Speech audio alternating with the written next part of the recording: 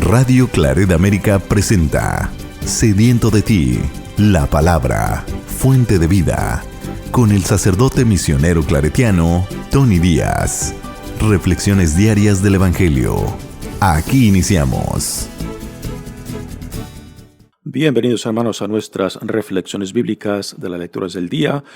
Hoy es miércoles de la 26ª semana de tiempo ordinario, miércoles de la 26ª semana de tiempo ordinario, y hoy celebramos la memoria de San Jerónimo, presbítero y doctor de la Iglesia. La primera lectura de hoy viene del libro de Job, capítulo 9, versículos 1 al 12 y 14 al 16.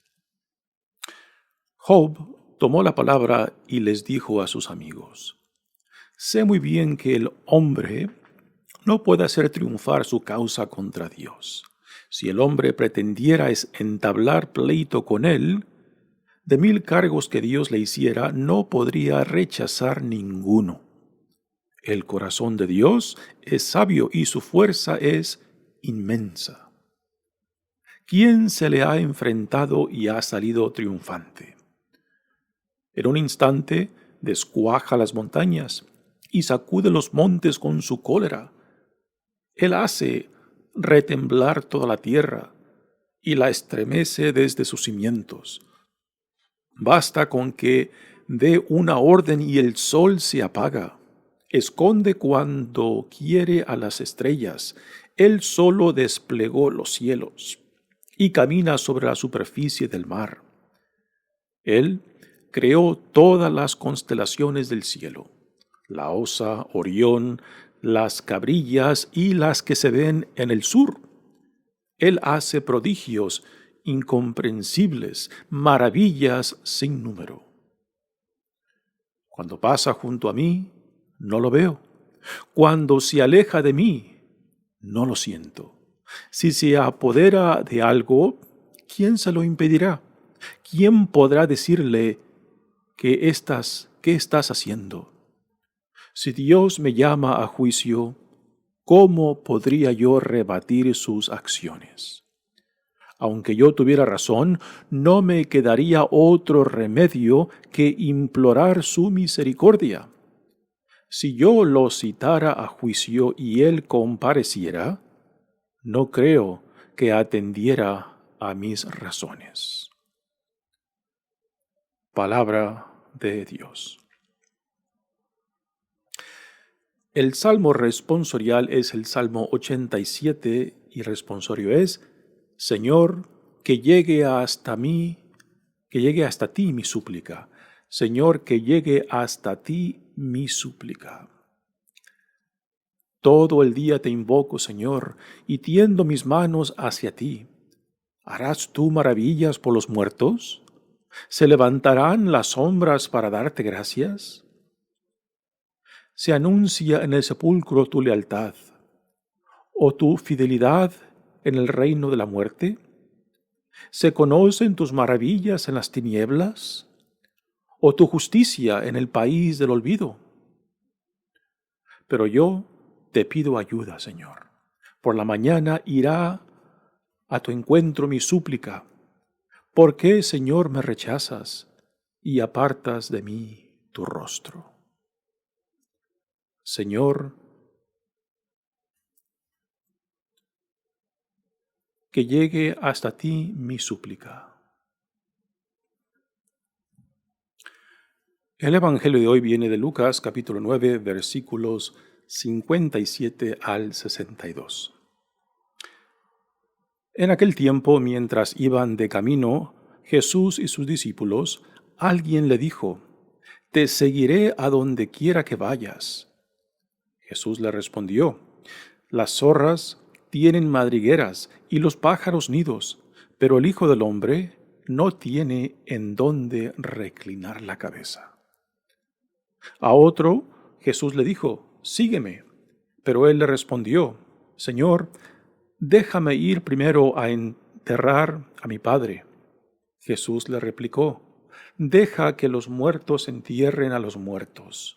Tú ve y anuncia el reino de Dios. Otro le dijo, te seguiré, Señor, pero deja primero despedirme de mi familia.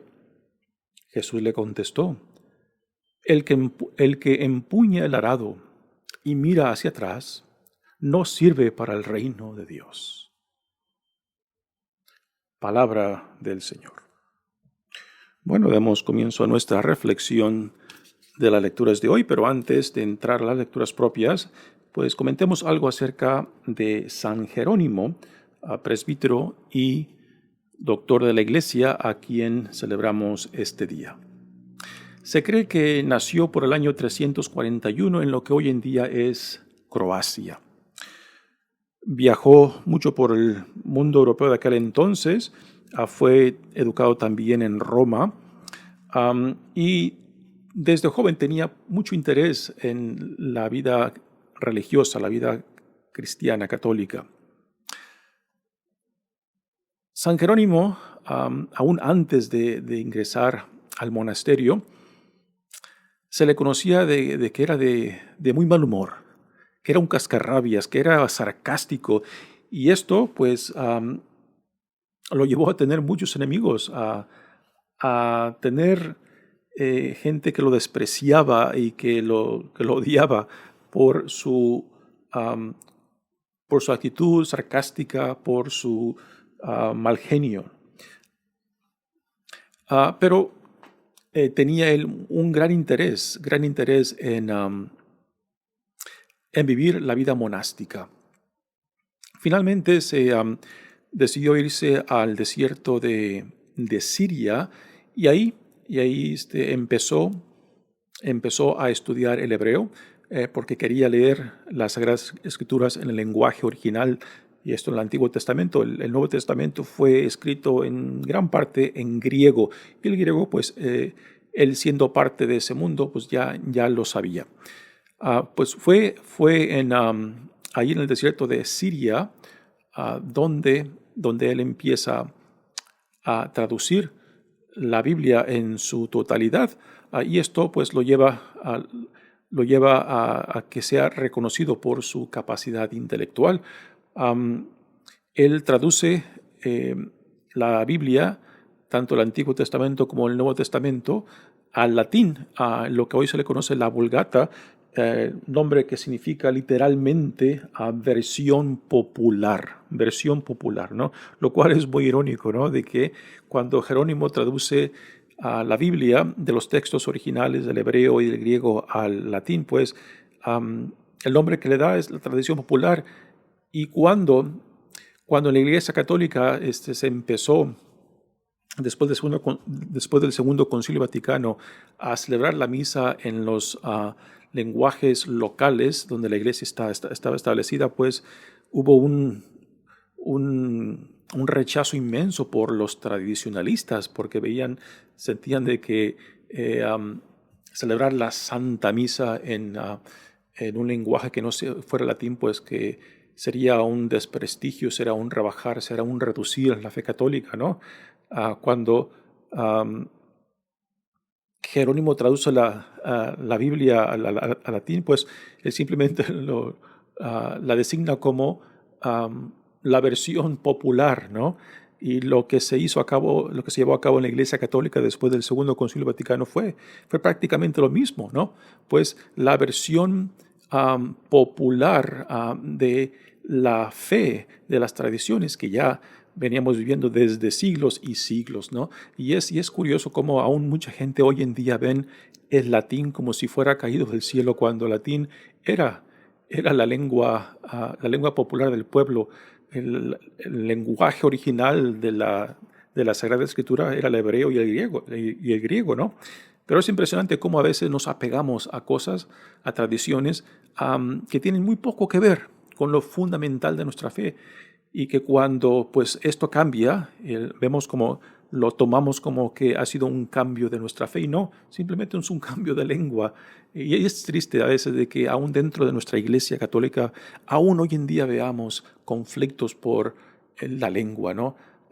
Particularmente de aquellos que rechazan de que el celebrar a nuestra fe en un lenguaje que no sea el latín, pues lo ven como un rechazo de Dios mismo, como si fuera un atropello en contra de Dios, lo cual no lo es simplemente a celebrar y llevar el Evangelio, la buena nueva, la celebración, las tradiciones al pueblo en la vida, en la lengua, en las costumbres que el pueblo conoce y vive, ¿no? Pues aquí, en esta traducción de San Jerónimo de la Biblia al latín, repito que el título de esa traducción, la Vulgata, que literalmente significa versión popular, ¿no? Otras cosas que podemos decir de San Jerónimo, pues San Jerónimo terminó viviendo en Tierra Santa, en Belén.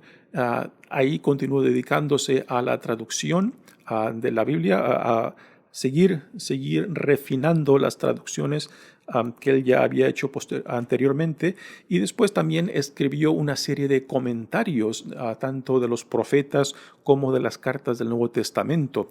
También el comentario que escribió sobre el Evangelio de Mateo y particularmente la traducción del Evangelio de Mateo, pues se convirtió en la traducción oficial de la Iglesia. Pues le debemos mucho a San Jerónimo por esa entrega que hizo de comprometerse. En realidad, él como presbítero, como sacerdote, nunca se identificó con eso. Él se identificaba más con la vida monástica que con la identificación de sacerdote, ¿no? Y aunque fue un cascarrabias, aunque era de mal humor y era sarcástico, pues aún a pesar de eso, pues mira, Dios logró sacar gran provecho de este hombre. Así que no perdamos las esperanzas, aunque seamos cascarrabias, aunque seamos de mal humor o sarcásticos, pues de que Dios aún pueda sacar provecho de nosotros, ¿no? Pues gracias a Dios le damos por este testimonio de vida de San Jerónimo, presbítero y doctor de la Iglesia. Bueno, entremos ahora ya propiamente a la lectura de hoy, que viene de Job. Y como les comentaba ayer que escuchamos la primera lectura de este libro, pues Job es un personaje literario más que todo. Los expertos en este libro creen que no fue un personaje real, sino un personaje literario que fue creado para desarrollar el tema del sufrimiento y particularmente del sufrimiento del inocente, ¿sabes? Porque eso es un tema que aún hasta hoy en día pues nos causa mucha dificultad comprender, ¿no? El por qué, si Dios existe, el por qué Dios permite que el inocente sufra y prácticamente sufra las consecuencias de las acciones de otros, ¿no? En la lectura de hoy tenemos a Job que ya ha entrado en el diálogo con unos amigos que vienen supuestamente a consolarlos, pero estos amigos ven el consuelo como una necesidad de que Job acepte de que su sufrimiento, de que lo que él está viviendo, la pérdida de sus posesiones, sus riquezas y su familia, de que son consecuencias de su pecado. Y esto Job lo rechaza rotundamente.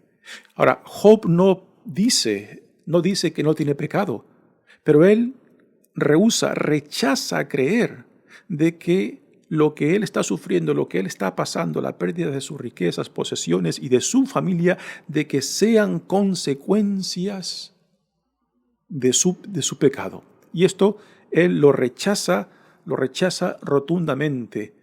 Y a la misma vez afirma la benevolencia, la justicia, el amor de Dios. O sea, no cae en lo que Satanás al principio de este libro dice de que si Dios le quitara su riqueza, sus posesiones y su familia, pues de que Job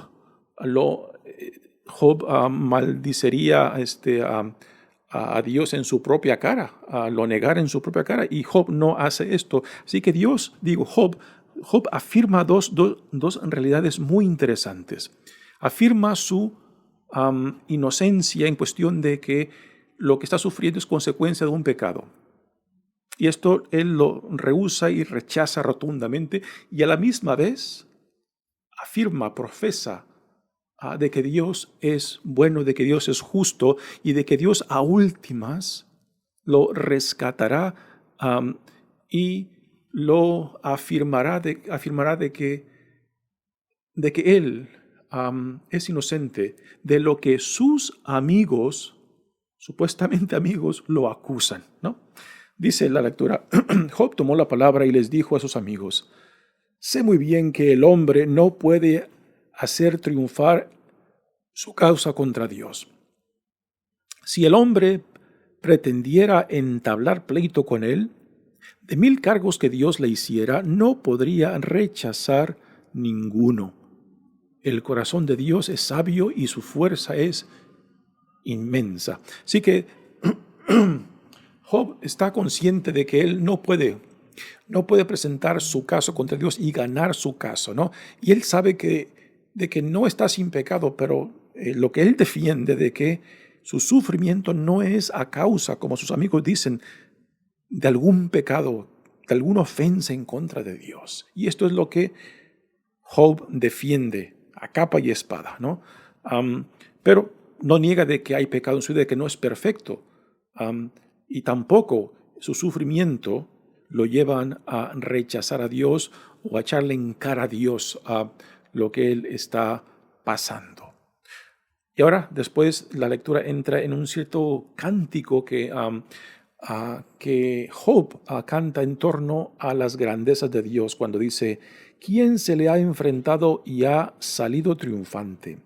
En un instante descuaja las montañas y sacude los montes de su cólera. Aquí está hablando de la grandeza de Dios y de las experiencias de la naturaleza, las tormentas, los terremotos, ¿no? De que Dios está en mano de todo eso y es quien permite que sucedan todas esas cosas. Él hace retemblar toda la tierra y la estremece desde sus cimientos. Basta con que dé una orden y el sol se apaga. Esconde cuando quiere a las estrellas. Él solo desplegó los cielos y camina sobre la superficie del mar, ¿no? Así que pone ante Dios toda la creación y porque Él es nuestro creador, entonces Él es no solamente quien crea y quien sostiene y también quien controla, ¿no? Dice, cuando pasa junto a mí, no lo veo. Cuando se aleja de mí, no lo siento. Si se apodera de algo, ¿quién se lo impedirá? ¿Quién podrá decirle qué estás haciendo, ¿no? O sea, Job está claro de que él no le puede pedir cuentas a Dios, aunque llega en ciertos momentos al final del libro que Job sí le pide cuentas, ¿no? Ahora, este relato de Job, este diálogo que Job describe aquí, en cierta manera, es algo muy sano que hace. Él reconoce de que no es un santo, de que no es perfecto, de que tiene pecados, ¿no? Pero su sufrimiento no es a consecuencia de algo que él haya hecho para que Dios lo haya castigado. Y esto es lo que él defiende. Pero aún así este diálogo interno que Job nos comparte en este libro es una dinámica, yo creo que muy necesaria, en la cual uno se sienta con la libertad de poder, en ciertamente, argumentar con Dios. No para rechazar a Dios, no para cuestionar a Dios, pero simplemente para desahogar. Yo creo que es lo que Job está haciendo en este libro. En ir en busca de un porqué de su sufrimiento, pues él cuestiona, pregunta y quizás reta a Dios, pero no en forma de querer imponerse sobre Dios o reducir a Dios a algo insignificante, sino en una forma de dialogar que le hace posible el desahogarse. Porque yo creo que el desahogarse sanamente, esa dinámica de sacar, de permitirnos expresar lo que uno lleva dentro, pues a últimas nos ayuda a hacer espacio para la fe, para la esperanza, para el seguir manteniéndonos en relación con Dios. Que es todo lo contrario a aquellos que han caído al fatalismo o simplemente a un estado de negatividad rotunda, en lo cual pueden llegar hasta negar a Dios mismo. Pero la dinámica que aquí Job está describiendo yo creo que es más que todo es un desahogo, una búsqueda de desear entender el porqué de las cosas que lo lleva a desahogarse. Porque a últimas, hacia el fin del libro, lo que Job nos deja es un sentido de que ha llegado a ser la paz no solo consigo mismo, sino con Dios y también con su situación.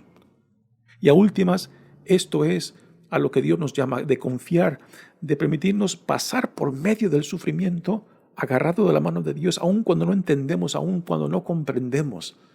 Y que a últimas llegamos a ese estado que es una gracia que Dios nos da, de que en medio del sufrimiento, de la oscuridad, de la tragedia, del dolor, de que uno diga, alabado seas, Señor. Si es tu voluntad, alabado seas. Yo creo que esta fue la experiencia misma de Jesús en la cruz, ¿no?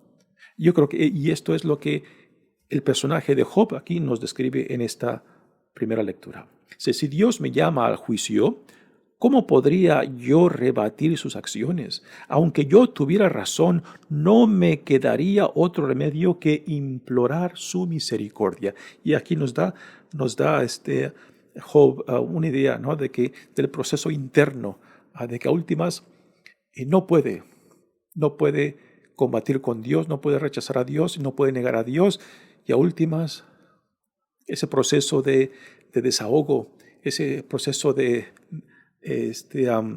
vaciarse, en realidad lo que le ayuda a hacer es hacer espacio para la confianza, para la fe, para la esperanza. Y es a última por donde nos viene la gracia de la aceptación, la gracia de llegar a ese punto de paz, la gracia de decir, Señor, hágase tu santa y divina voluntad. Muy bien, pasemos ahora al Evangelio de hoy. Seguimos en el capítulo 9. En el capítulo 9, en el Evangelio de Lucas, es un punto muy importante porque al principio del capítulo 9 Jesús nos dice de que ya planta cara hacia Jerusalén. Así que en este capítulo 9, el principio del capítulo 9, Jesús ya se determina a irse a Jerusalén.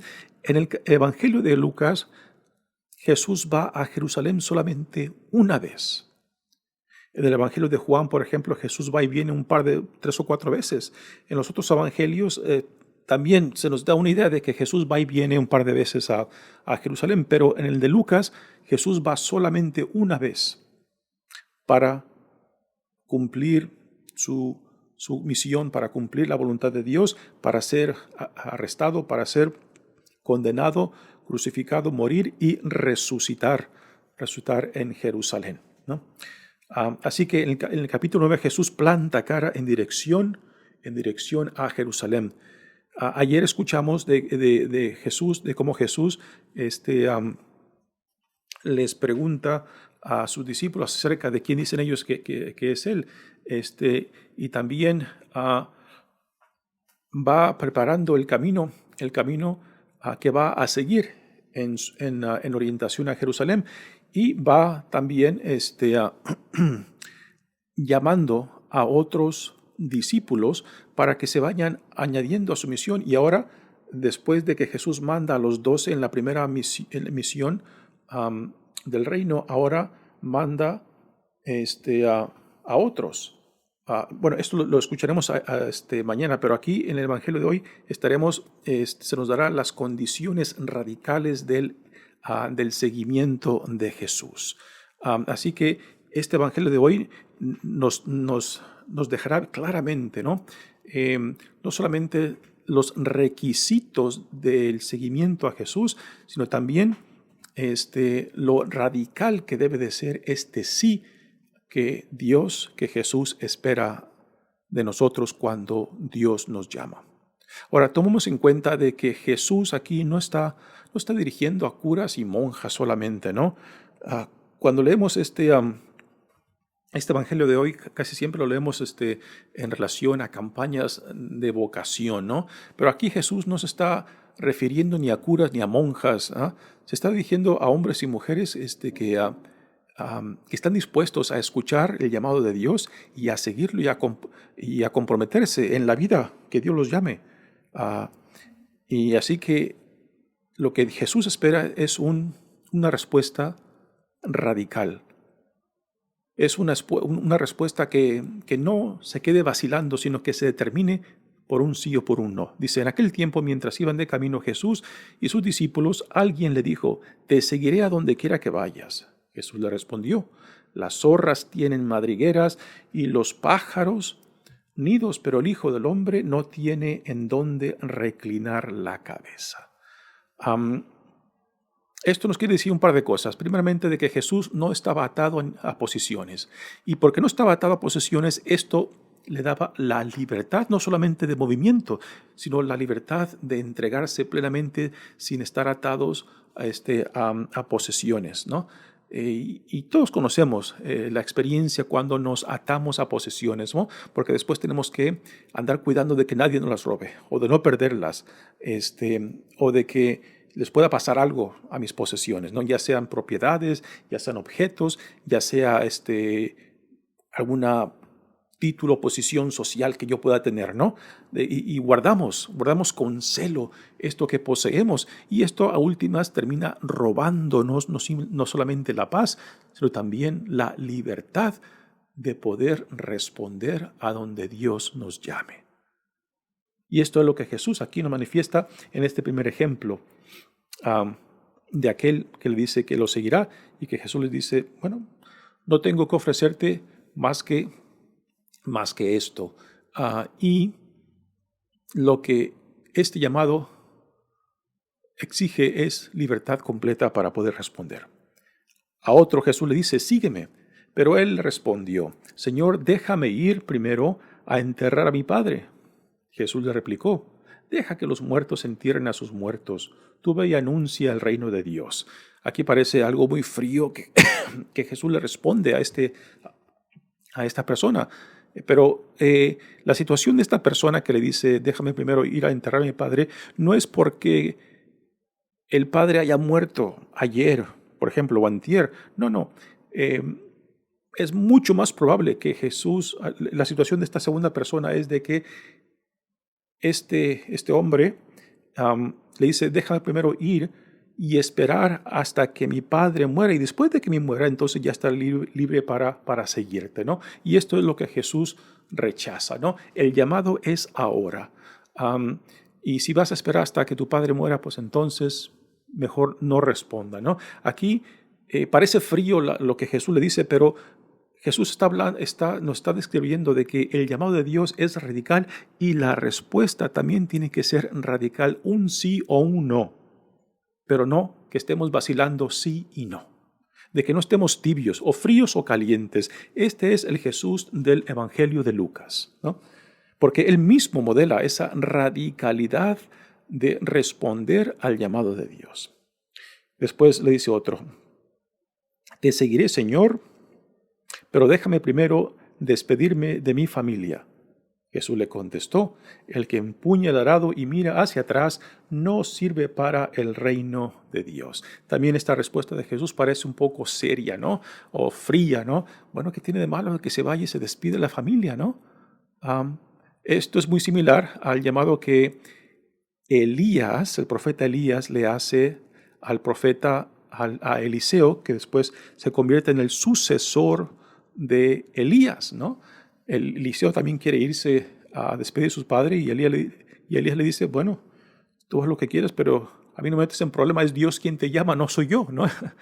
Y inmediatamente ahí Eliseo, que Elías lo encontró arando con sus bueyes, inmediatamente ahí destroza su arado, mata a los bueyes y los ofrece en ofrenda a Dios, y decide seguir a Elías como parte de su llamado que Dios le ha hecho. Pues igualmente aquí Jesús le dice, no, el que te llama es Dios. Y no le pongas peros al llamado, ¿no? O es un sí o es un no, pero no andes con titubeos. Y repito, este llamado que Jesús hace, no lo hace simplemente a curas y monjas. Lo hace a todo ser humano, a todo hombre y mujer que esté dispuesto no solamente a escuchar el llamado de Dios, sino también a responder en la capacidad que tú tengas, en la vida que tú vivas. Pero esta es la obligación, este es lo que significa responder a Dios en Jesucristo, ¿no? De que el decirle sí a Dios en Jesucristo es de que nuestra vida se convierte después en un testimonio, en un testimonio de vida, en un testimonio de lo que Dios ya ha llevado a cabo en Jesucristo, de lo que Dios ha inaugurado en Jesucristo, y que yo soy su discípulo, yo soy su discípula, yo soy su testigo de lo que Dios está haciendo, ¿no? Y esto después nos compromete no simplemente a llevar dignamente el nombre de cristianos y de hijos e hijas amados de Dios, sino también de dar un testimonio claro y evidente para que también otros lleguen a conocer a Dios, y al conocerlo, amarlo, y al amarlo, servirlo, el cual es nuestra vocación por excelencia. Muy bien, hermanos, mi nombre es Padre Tony Díaz, misionero claretiano.